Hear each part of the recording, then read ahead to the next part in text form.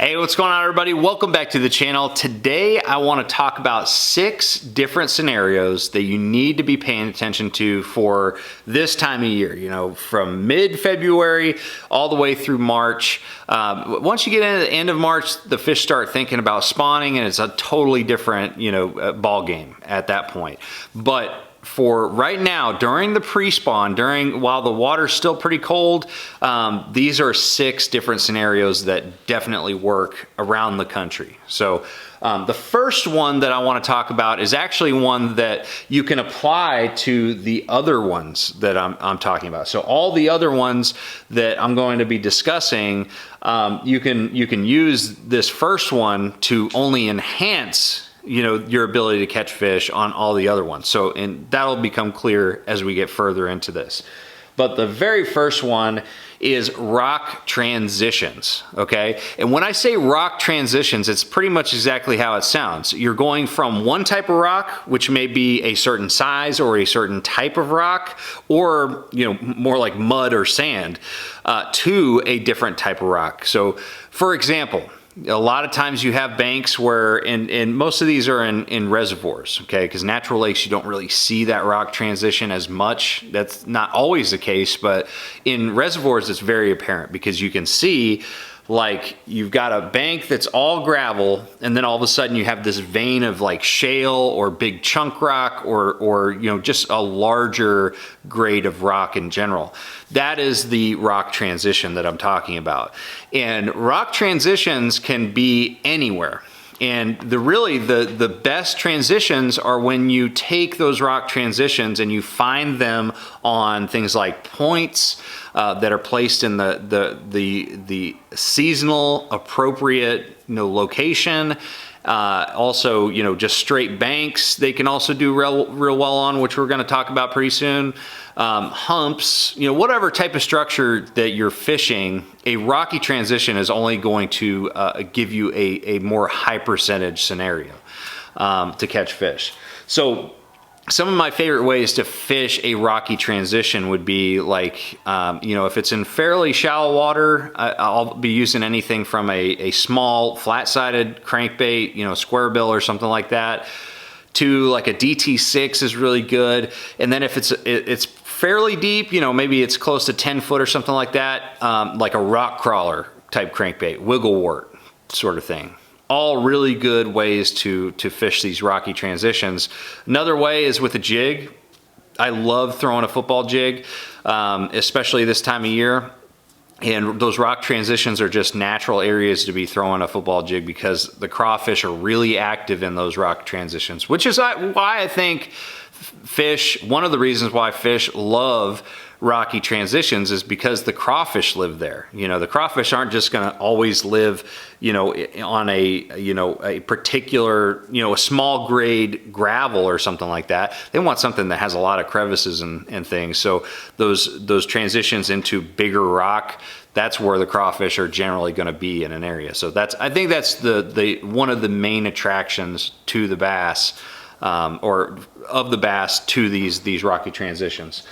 And so the next one, keeping with the transition theme here, are transition banks. Okay, so when I'm saying transition banks, if I can say it, I'm talking about banks that are in between a main lake structure, like a point, at the mouth of a spawning bay or pocket, and the back of the pocket where those fish are eventually going to spawn. So what happens is those fish don't magically go from that point where they're in the wintertime and during the pre-spawn period.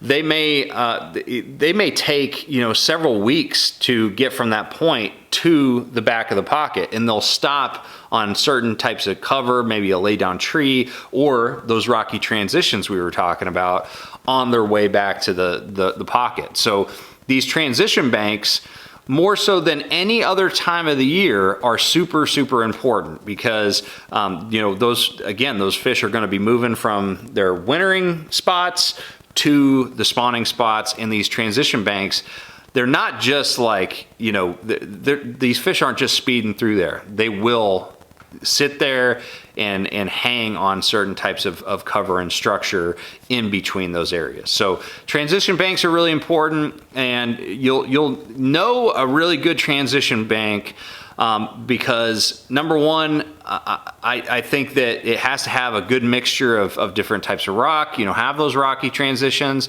have some laydowns on it. If it's just a bank that has just clay all the way from the point to the back, which is rare, it's probably not as effective, or it's not as high percentage of an area.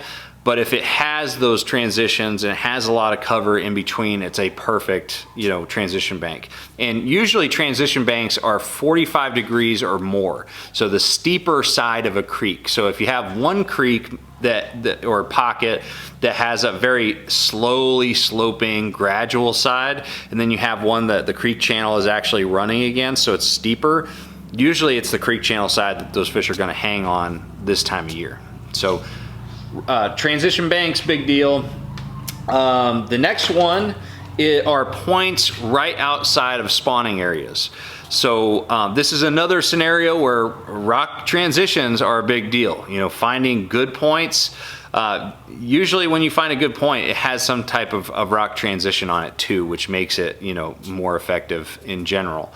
But points outside of spawning bays, the one thing I will say about this is that if it's a point that is like a mile from the back of this creek or pocket where the fish are going to spawn, it's probably not going to be as effective as one that's like 100 yards or less from the spawning area. And if you have a pocket that isn't very deep at all, but you have a nice well-defined point with a transition on it, that is going to be a killer spot to catch a fish that's right before it wants to move back and go into the pocket to spawn. So those points, my favorite way to fish those points are with football jig, shaky head, Ned rig, sometimes with a crankbait. Sometimes if they're higher in the water column, jerkbait is a really good choice. And I forgot to mention some of the baits that I like to throw on the transition banks too. Same type of crankbaits that I'd use if you have the rocky transitions. I would throw the same crankbaits that I mentioned before for rocky transition banks.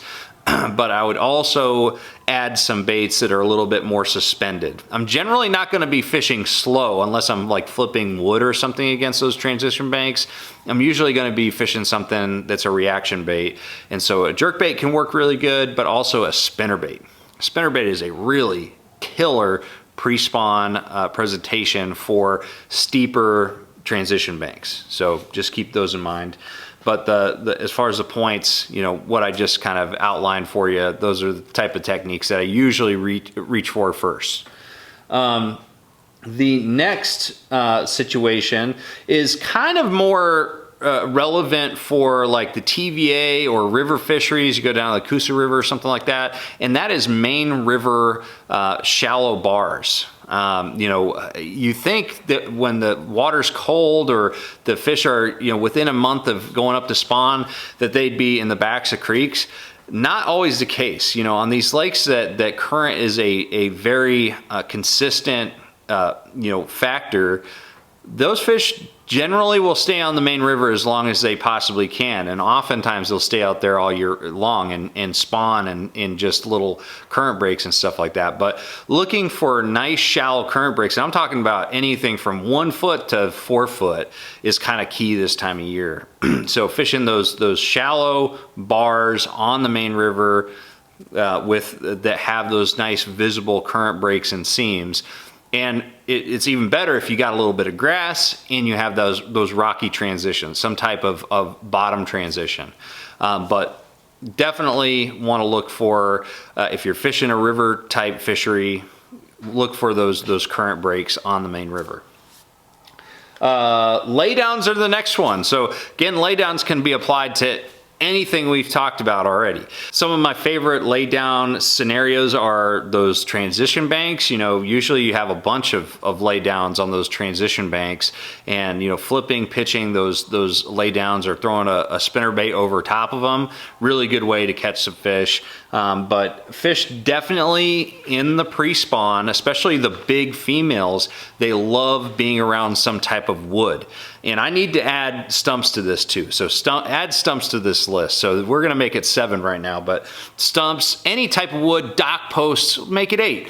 All that hard cover, big pre-spawn female bass love to rub against hard cover. That's why during this time of year, stumps are such a huge deal, because those fish are rubbing and kind of loosening up the eggs in their bellies to get ready to spawn, you know, to get ready to lay those eggs. And so they need something that's got, you know, got a hardness to it to kind of rub and loosen them up. So that's why they really like those you know, those laydowns, stumps, and dock posts. Those are all really important types of cover this time of year. The final scenario that you have to pay attention to, and again, this definitely applies to lakes like Chickamauga and the rest of the TVA, is remaining grass. This is not the time of year that the grass is really growing very well because it's still cold. In April, it'll start growing back, but right now, all you have left is what was left from the previous season. So because there's not all that much grass compared to like the peak of the summer, it can really condense those fish down into small areas, and so you're essentially putting yourself in a very high percentage situation. And so finding good hydrilla or milfoil in an area, and especially when there's other things that are we've already talked about, like rock transitions, maybe you got some stumps in there, maybe it's a current break, maybe it's at the end of a current break. All those things will apply when it comes to you know, looking for that last remaining grass. You know, you can catch fish on grass just about anywhere, but if you can find it on a spot that has already got 2 other ideal qualities to it, all the better. But grass is definitely still a big deal this time of year, especially on the TVA. But anyways, guys, those are just some of my favorite scenarios for February and March fishing. I know that they're gonna help you catch more fish. If you guys have any questions, let me know in the comment section below. And thank you for watching. Make sure you like, share, subscribe. I'll see you out in the water.